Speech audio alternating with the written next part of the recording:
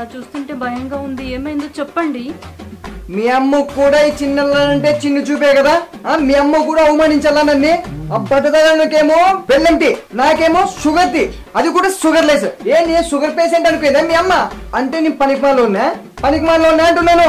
మీ అమ్మకి నేను పనికిమాలినోళ్ళగా కనిపించినాను, అందుకే మీ అమ్మ నాకి షుగర్ లెస్ టీ ఇచ్చింది. వాడు 10 కిలోమీటర్ దూరం నుంచి వస్తున్నాడని వానికి మీ నాయన పల్సర్ బండి అంట, పల్సర్ బండి ఇప్పిస్తుంటే ఈ డైనోసార్ మొక్కడు ఉన్నాడు చూడు మీ తమ్ముడు, వాడు వద్దు మా పెద్ద బావుకి బుల్లెట్ ఇప్పించినాడు.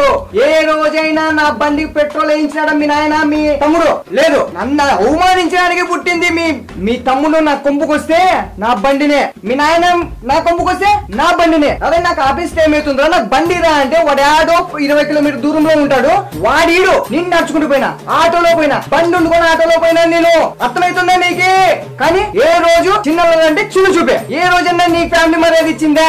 నువ్వు వస్తావు, ఏమండి మా ఇంటికి పోదామండి, మా పుట్టింటి పోదామని అని నా తలకాయ తింటావు.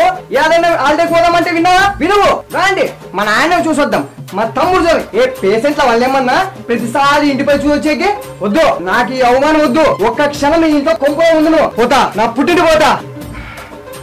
ఆగండి, బాబా గారు ఇచ్చిన నీళ్ళు చల్లుతాను, చల్లబడతారు.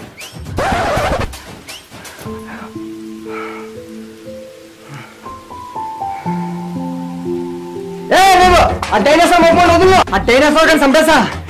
ఏంటి మీరు పని చేయట్లేదు? ఇంకొకసారి చంపేసా ఈరోజు.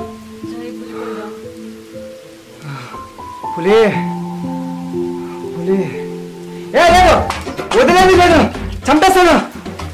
పులికొండ, జై పులికొండ.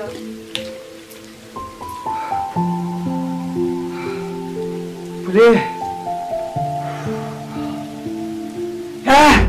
లేదు, ఈసారి మీ నాయన చేసేసాను.